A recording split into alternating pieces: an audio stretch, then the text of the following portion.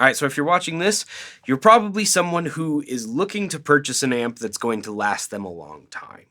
The first video that I did in this series was what to know before you purchase your first amp, and you can watch that video here. Now, when I made that video, a lot of the stuff that I talked about at the end was kind of, as a first-time buyer, what you should be looking for and kind of some of the factors that you have to take into consideration when you're buying your first amp. However, when you're buying your second amp, one of the most significant things that changes is you probably at this point know what you like and what you don't like. Meaning, you've played through enough amps, you've played through your own amp enough that you know kind of what sound you prefer.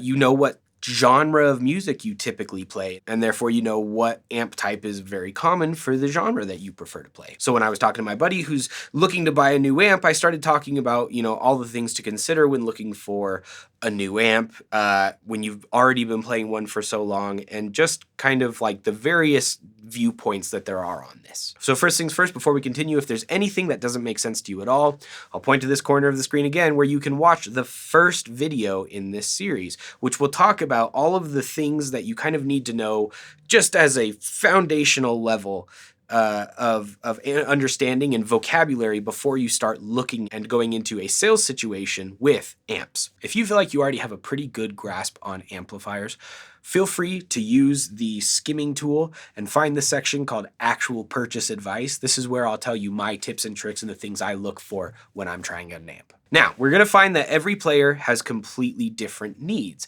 and that's what this second amp is for. The second amp ideally is the amp that's gonna last you a while, and that's going to fit your personal needs. So I believe that there are 5 main categories that we need to examine for each type of player so that we can kind of narrow things down for them. There are, of course, your overall voicing preferences, your volume needs, your effects preferences, your portability needs, and your price needs. First things first, there's 2 things you got to think about. They are the tonal characteristics as well as the gain level of your amplifier, meaning that there are different tones that you can get out of amps and ones that are very common. And then there are certain amps that are higher gain or lower gain or kind of medium gain and that sort of thing. And they all have different purposes. Let's talk about amp voicing.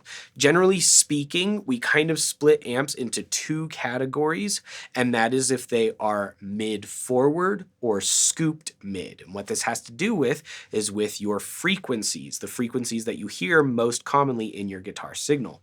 If you need more information on that, there's a video right here which will tell you about EQ and kind of what it means. Now, if you're familiar with EQ already, and if you're familiar with the idea of having the mids more focused or a scooped mid-range, you probably also know that amplifiers are kind of split up into 2 categories with those characteristics, and that is American amps and British amps. See, American amps are more commonly known as being more open, more broad-ranged, and they have that nice scooped midpoint. British amps, however, are known as having a more focused sound and having that mid-range boost, which often gives them a little bit more of a brighter and more aggressive feel, specifically in their distortion. Generally speaking, the big brands that you're going to hear with these 2 amps are on the American side, we hear a lot about Fender, and on the British side, we hear a lot about Vox or Marshall. Now, I do think that there needs to be a little caveat here, which under Fender's line, while Fender is known as having that nice scooped mid-range, they do have the Tweed era or Tweed style amplifiers, which typically have a little bit more of a mid boost, and yet it's still that broad range. Those amps can often sound very thick. Now, why does this matter to you? Well, it depends on your use of this amp. For instance, Fender amps sound great on their own, and they're really well known for being in that blues to rock realm. Whereas Marshall and Vox, while you can get nice, clean, pretty tones out of them, are often known of having a more aggressive sound, more suited for heavier rock or even sometimes metal. In addition to that, Fenders have a wider frequency range, and because of that, when put in a band context, they sometimes fill up too much sonic space, and then they can compete and create muddiness with the bass or another guitar, and that's sometimes why we prefer something like a Vox or a Marshall, is because it pokes through right where the guitar needs to sit in the mix. Now, when talking about high gain versus low gain amplifiers, it really has to do with what you intend to do with this amp. If you need it to be able to do a lot of different things, then I would probably recommend going with a lower gain amp, one that has gain in it that you can turn off, but maybe isn't a straight up thrasher. This is because you can always add pedals or effects to it to make it so that it gets that beefy, distorted, overdriven sound. However, if you're the type of person who has one main gig that is playing in a specific band that uses a lot of distortion, a lot of overdrive, then pick an amp that has heavier gain to it. Now with that, while a lot of amps have an effects loop, I do think it's also important to note that an effects loop becomes very important when dealing with a high gain amplifier, because it makes it so that you can put your effects pedals or whatever after the gain in your amp, and therefore it brings more clarity to those effects. If you need a video on A being what it sounds like, through the front of an amp versus through the back of an amp, you can watch this video. There are two other things that impact your amp's tone as well as its gain levels, and those are the speaker type and size, and if you get a tube amp, the tube type. Your speaker is very interesting, and there's a lot that kind of goes into it, more than can be covered in this video, but generally speaking, we see that the most common speaker sizes for guitars are 10-inch, 12-inch, 15-inch, and then sometimes we get a little 18-inch there. General rule is the smaller the speaker size, the more focused the sound is, meaning that that little 10-inch speaker will sound very tight and clean and very mid-focused, and then as you get bigger, it starts to open up and expand and get bigger and bigger and bigger, and your sound kind of fills up a lot more frequency. Your choice on this is entirely personal preference, but I will say that the most commonly used speaker for a single speaker is a 12-inch speaker in a guitar cabinet or a guitar amp. This is because it gives you a nice wide range without sounding too big or too open or kind of feeling empty at parts. There are, however, options for cabs called 4x10s, which have 4 10-inch speakers in them. The other thing we have to consider when it comes to speakers is its wattage, because each speaker has an amount of wattage that it can handle from your amplifier. For instance, there are 30-watt speakers, 50-watt speakers, all the way up to 100-watt speakers. Now, the lower wattage speakers are typically viewed as being looser and more vintage. The reason being that technology back then just hadn't quite worked itself out to give guitar speakers a bigger magnet and therefore a higher wattage. So that vintage sound is typically associated with a lower wattage speaker. Then as we get into more modern amplifiers, we get into those 50 and 100-watt speakers. They sound a lot tighter, they're a lot heavier, and it just gives us that overall more modern sound. It's important to note that if you drive too much wattage into your speaker, you run the risk of blowing up your speaker. This is why back when they didn't have super high wattage speakers, we had the 4x10 cabinet. It's because each 10-inch speaker could only handle so many watts, but we wanted to pair it with a 100-watt Marshall head. Well, if you can split the signal across all 4 of those speakers, we can now get a cumulative 300 watts out of one cabinet. Boom, throw that 100-watt Marshall amp on top of it, you're good to go. It's also important to note that specific speaker companies like Celestion have been working on amps or cabinets that have a bigger magnet and therefore a higher wattage, but still have that loose vintage sound. In addition to this, the tubes in your amp make a big difference, and there's so many different tubes and variations and all that sort of stuff. A quick Google search will tell you kind of the general characteristics of each type of tube and what tubes exist out there. In addition to that, just go play them, try them out. That's the best thing you can do. Up next, we have to talk about your volume needs. See, every player is going to use their amp in a different situation. Some people just need their amp to sit on their desk so they can play in between meetings. Some people have a dedicated room in their house that's kind of away from their family or their roommates or whoever they're living with so they can afford to be a little louder. Other people need to be able to play at bedroom levels, but also need to be able to play at clubs or bigger venues. And some people are playing massive stadiums, so they need massive amps. It all has to do with personal circumstance. That being said, it is important to note that most modern amplifiers, both solid state, digital, and tube are being made with varying switches that allow you to move between wattages. For instance, over my shoulder, I have the Victory Duchess, and the Duchess is a 40-watt amplifier. However, it has a lower wattage output option that's about 7 watts. And then in addition to that, if you put it in 7 watts and then flip another switch in the back, it will actually take it down to just 1 tube, and it will make it so it's less than 1 watt. And you can get those saturated, pretty open sounds that you get from pushing tubes at a really nice, comfortable level for a house. The Boss Katana is another one that has varying ranges and switches where you can get a 0.5 watt to a 50 watt all the way up to 100 watts. Remember, there are pros and cons to different wattages that we talked about in the first video, but ultimately you got to choose what works for you. If you just need something for a bedroom and you're looking for a tube amp, you don't really need more than 15 watts. If you're just looking for something for a bedroom and you're looking for digital or solid state, I bet you could probably get away with 40 watts. Up next, we have to talk about effects preferences. And there are 2 main paths that we can choose to go with this. One of them is effects pedals, and the other one is something digital. Now, when I say something digital, that could look like an HX Stomp or something like that that has amp modeling in it and could technically replace your whole amp altogether. But many people, including myself, use it to just get a lot of different effects in one convenient box. Multi-effects pedals are incredible. The other option when it comes to digital effects that I've also used the Boss Katana for is having all of your effects built into one amplifier. See, the Boss Katana has essentially every possible Boss pedal that they make in one nice, simple amp, and you can hook it up to your computer. You can pull them all up. They also have effects that mimic other pedals that they don't even make themselves, like a Tube Screener clone or a Klon clone and all that sort of stuff. Personally, in my line of work, I tend to use both. For a lot of gigs, I like using my good old trusty pedal board over there.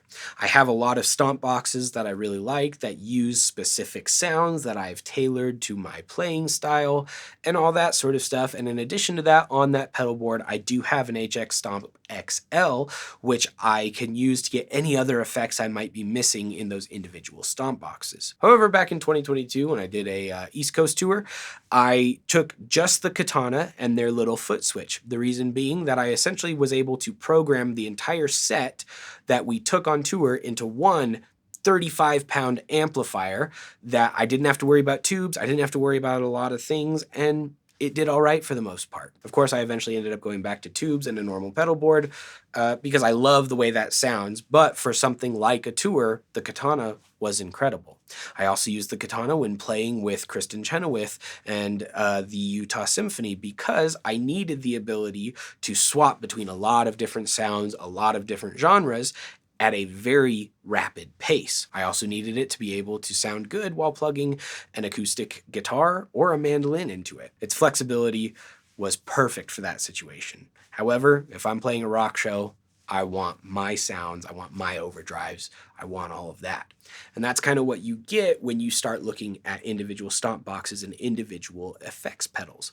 You start to get individual tailorable sounds, and you can find that you like certain brands over others, certain sounds over others, and it becomes this whole world of potential effects that you can continually sort through and all that sort of stuff. Pros and cons: digital is cheaper. It's cheaper and it's more reliable. That's that. However, in the effects world, you have the ability to collect and collect and collect and try to find more and more options in the pedal realm. That being said, it is an addiction, and it's an addiction that I have definitely struggled with and that my wife hates because each pedal on the low end is about $40. The standard at this point is probably about $150, and they go all the way up to $400 or even a few thousand. So when buying an amp, it's important to figure out if you want something that has the effects already built in and that are customizable via your phone or via a computer, or if you want something that's a good pedal platform that you can throw a lot of effects at, that you can tailor and craft more of your sound, and that you can keep messing around with until the cows come home. Up next, we have to talk about portability. Now, portability is interesting because I have gone through a lot of different phases of my life while playing guitar. I've been a young teenager who didn't really care about weight, and so I was more than happy to lug a 70-pound tube amp everywhere I had to play. It didn't matter if there were stairs, it didn't matter if I was tired. I could do it on 2 hours of sleep. I could get an amp there. And then in addition to that, because my 70-pound tube amp didn't have effects, cool, I'll grab my 40-pound pedal board and I'll carry one in each arm and put my guitar on my back. Boom, I'm good to go. I've also gotten older and weaker and sadder. And because of that, I've had to think about my amps more and what I purchase. I bought that Vox amp, and while I love the way it sounds and while I've used it at gigs, I think the head itself weighs close to 80 pounds and the cabinet weighs close to 90.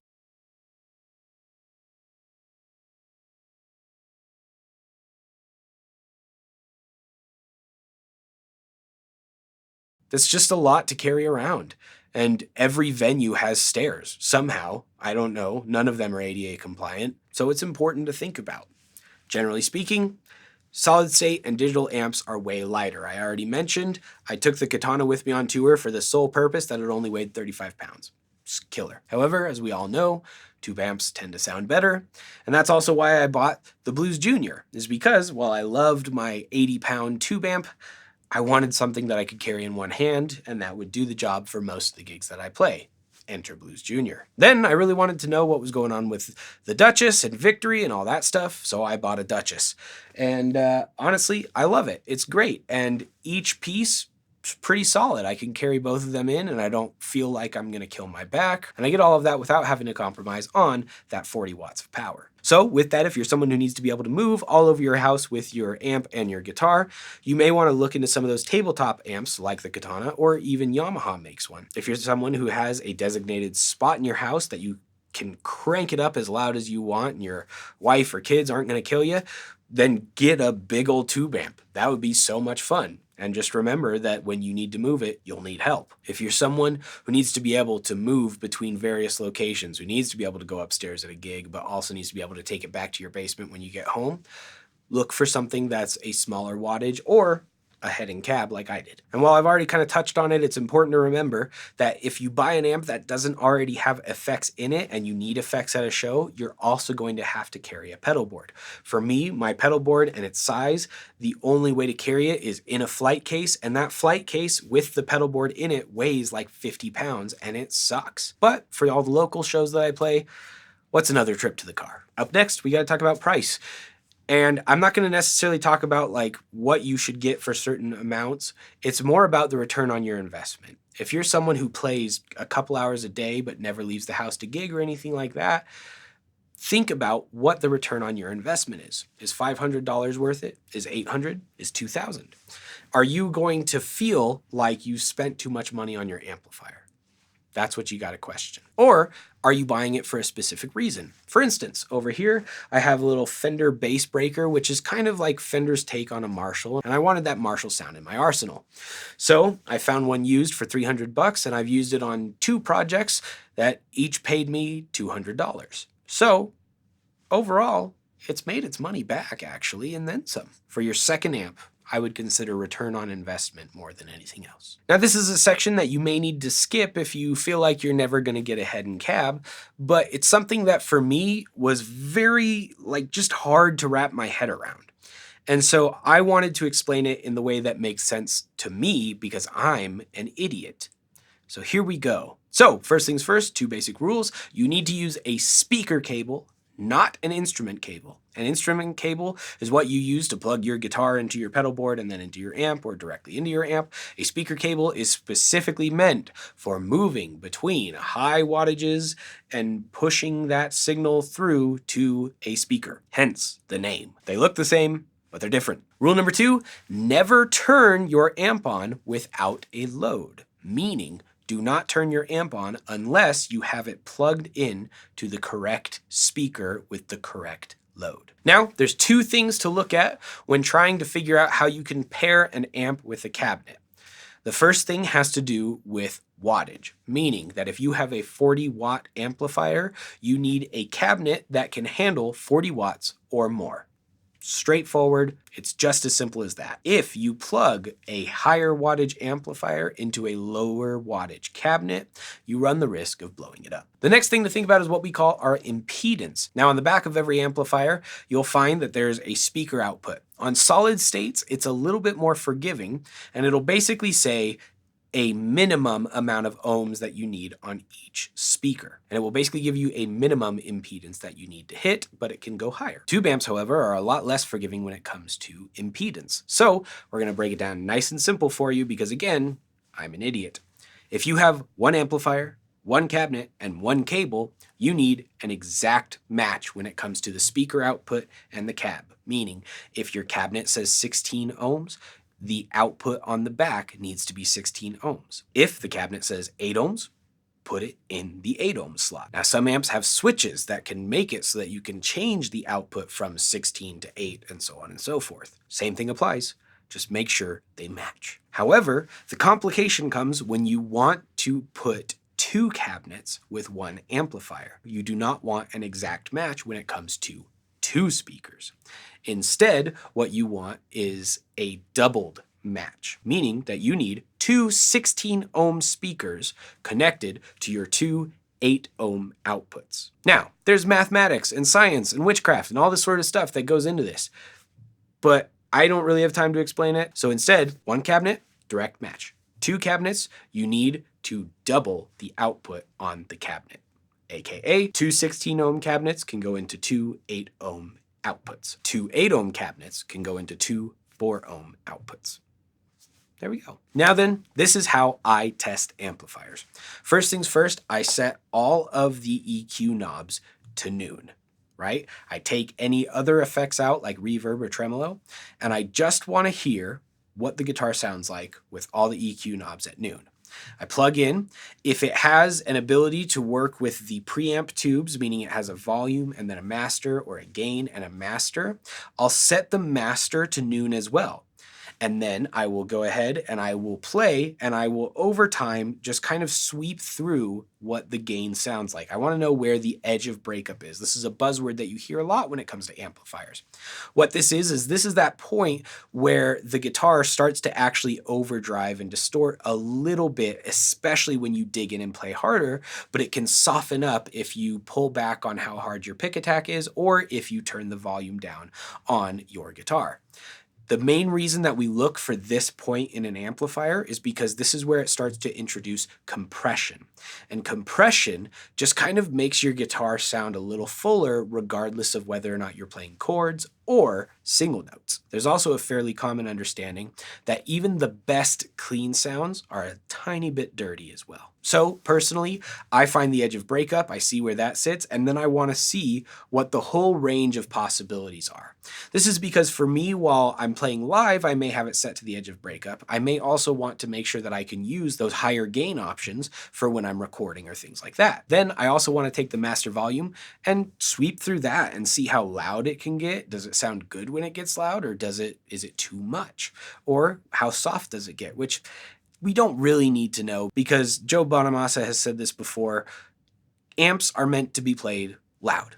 They just are. They don't sound the way they should when they're turned almost to zero. But I still like to know. If I'm playing an amp like a Fender Princeton that only has the one volume knob, I'll just sweep through that and see where does it break up, where's that edge of breakup still, and how loud does it get. Once I find what I consider to be that sweet spot, then I'll add in a little bit of reverb, maybe try the effects out. For the most part though, because I like pedals, I like to make sure that it just has a really solid, good, clean sound. Then I will start to tweak the EQ a little bit. Now, personally, I like to make sure that my amp sounds good when I have them all set at noon. The reason being that for me, I use the onboard EQ to try and adjust to the spaces that I'm playing in. So if I'm playing in a big hall, I probably need to roll off the lows.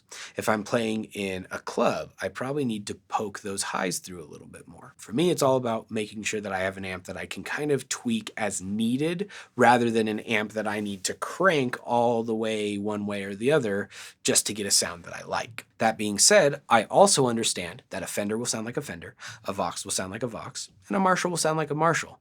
So I'm not looking for every amp to be my favorite tweed sound. I'm looking for every amp to be what it is with tweakability. Now this is the kind of general idea for amps, and that applies a lot to tube amps.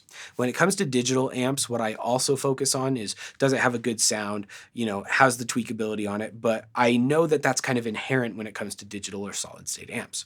So instead what I do is I like to check the user interface. For instance, I believe that the Fender Mustang line of digital amps has a much better onboard user interface when it comes to switching between effects and saving stuff. The Boss Katana, however, has an incredible system when it comes to the actual software on your computer that you can then tweak and move and add all the effects to. And that's what sold me on the Boss Katana. Now, I'm going to get some shade for this, but when it comes to the 3rd, 4th, 5th, 6th, 7th, 12th amplifier that you buy, what you're doing at that point is you're buying pedals. What I mean by that is, in my collection, I have probably, I don't know, at least 20 different overdrive pedals, possibly more. I really don't know. I haven't ever actually counted. But the reason why is because each one has a slightly different sound and does its thing really well. The Tube Screamer, it does the Tube Screamer thing really well. The Klon does the Klon thing really well. The King of Tone, Brothers AM, does its thing really, really well. It's all about finding these sounds and having access to options for me personally with what I do. And so if you're going to start looking at different amplifiers, what you're really looking at is you're looking for the different options. Like I said, if I want a Marshall style amp, then I'm looking for a Marshall style amp. Even though it's not what I prefer to play and what I consider to be my sound, it's still a sound that I need in my arsenal. If I want that Vox sound, I played through a bunch of them and I realized that I really liked that hand-wired sound and that's what I wanted. So I saved up, bought it, and it sounds great on the recordings that I've used it on, but it's not my personal tone that I chase. I tend to lean a little bit more towards those tweed sounds with a little bit of British added into it, and that's why I went with the Duchess. In the end, I believe that your second amp should be your amp. It should be the amp that feels like you, that you play through, that feels comfortable, that responds to you well. Then, like I said, when it comes to the 3rd, 4th, 5th, 6th, whatever amp, you're looking for more colors you can add to your arsenal. It's important to note that everything about this is personal preference. Don't let somebody tell you that you should get one over the other. Don't let someone tell you that the desktop amplifier is dumb and you should get a real amplifier if the desktop amplifier works for your lifestyle and what you need out of an amplifier. Don't let someone tell you to get a digital amplifier if you like tube. Don't let someone tell you to get a tube amp if you like digital. Stand by what you like. Commit to it. Try it. If worse comes to worse, the used market for guitar gear is incredible and you can sell it, trade it, whatever. Hope this helps. Thank you guys so much for tuning in, for being a part of the channel. My name is Mac Wright. Please like and subscribe if you haven't already. Go make someone else's day better, and we will see you around.